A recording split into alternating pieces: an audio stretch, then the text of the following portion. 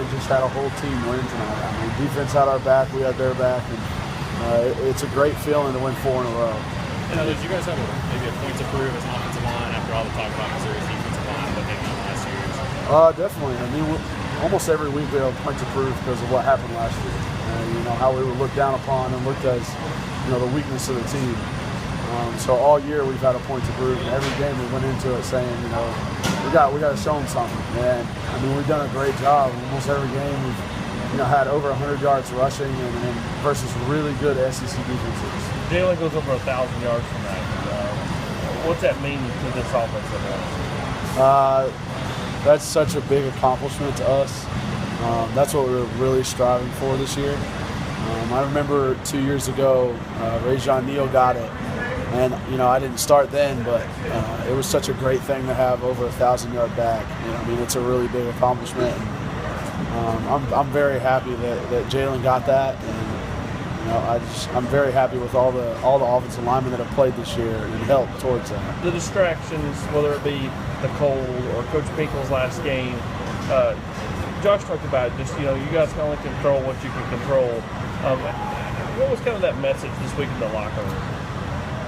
It wasn't distractions for us. We're just going to let them do them and let them go through, the last game, senior night, all that stuff, and, just concentrate on what we got to concentrate on. No one really cared if it was cold. When we came down here earlier today, guys were taking off their shirts during a little walkthrough. It's not a thing for us to have cold. We never wear sleeves. It's not something that bothers us. You mentioned the 1,000-yard milestone, but on a night where you guys kind of had to grind it out a little on offense, just how big is it for him to be able to carry Jalen and carry the ball 34 times and do what he did? It's huge. He is such a huge rock for us, and we can really lean on him when we need to. And he will always get those dirty yards for us, and he's a great back. And I love the fact that I get a chance to block for him. What were we expecting from this front? What do you guys think you just did so well just blocking him? What were sort of the keys to just keeping them out of the backfield tonight? We just found plays that worked for us through film study and, just being able to understand that, if we run this certain play, if we run a different play, it will work versus their defense. I don't think they showed as much as they did in past years. They used to game and twist a lot more than they did tonight. But they did get it in bare a little bit, and that was hard to run against, which is always hard to run against a big filled-up box. But I'm very proud of what we did and how we schemed them and how we were able to, correct ourselves when they did something good. How good were guys just in one-on-one, blocking, I guess, basically just keeping them out?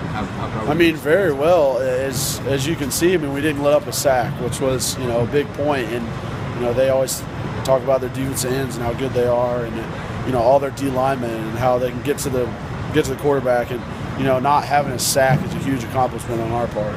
You talked this week about getting better by playing great defensive ends and guys like Shane Ray.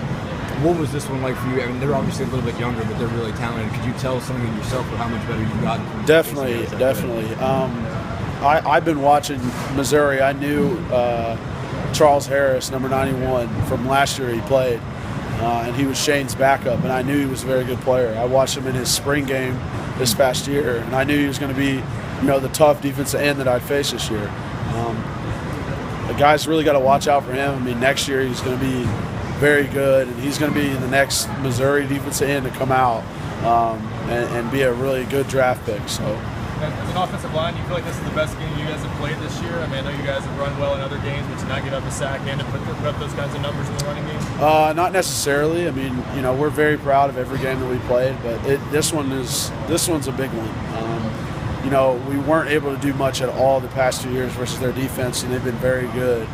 And we finally, like we said earlier, got that monkey off our back. We're able to, pound the rock and keep Dobbs clean. And it got us to a 1,000-yard rusher, which is another huge thing. And I'm so proud of everybody on the offense and all the O-linemen for grinding it out. What do you think this win overall says about the way this team's matured? It's just great to see us finish.